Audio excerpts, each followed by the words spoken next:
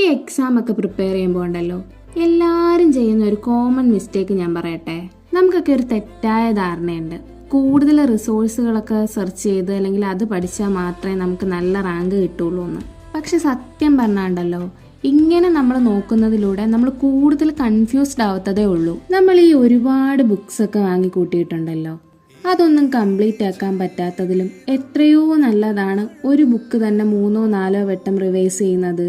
അതുകൊണ്ട് ആദ്യം തന്നെ നിങ്ങൾക്ക് ഓക്കെ ആണ് എന്ന് തോന്നുന്ന ഒരു നല്ല ബുക്ക് റെഫർ ചെയ്യുക. യൂട്യൂബ് വീഡിയോസ് കാണുമ്പോഴാണെങ്കിലും ഇങ്ങനെ റാൻഡമായിട്ട് ജമ്പ് ചെയ്യാതെ ഏതെങ്കിലും ഒരു ചാനൽ മാത്രം ഫോളോ ചെയ്യുക. എന്നിട്ട് അതിൻ്റെ റിലേറ്റഡ് ആയിട്ടുള്ള ടോപ്പിക്സിൻ്റെ കൺസെപ്റ്റ് എല്ലാം നിങ്ങൾ ക്ലിയർ ആക്കുക. എന്നിട്ട് അത് അനലൈസ് ചെയ്ത് ക്വസ്റ്റ്യൻസ് ഒക്കെ സോൾവ് ചെയ്യുക. എന്നിട്ട് ഈ വീഡിയോസ് അല്ലെങ്കിൽ ഈ ബുക്സ്, ഈ ക്വസ്റ്റ്യൻസ് ഇതൊക്കെ തന്നെ നിങ്ങൾ വീണ്ടും റിവൈസ് ചെയ്യുക.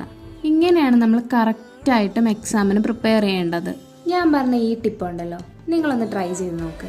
എന്തായാലും നിങ്ങൾക്ക് വർക്കൗട്ട് ആവും. നേരത്തെ ഉള്ള ടിപ്സൊക്കെ കാണാൻ വേണ്ടിയിട്ടേ നിങ്ങളൊന്നെങ്കിൽ റിലേറ്റഡ് വീഡിയോ കാണുക, അല്ലെങ്കിൽ ജസ്റ്റ് എൻ്റെ ചാനലിലെ ലേറ്റസ്റ്റ് വീഡിയോസ് കണ്ടാലും മതി.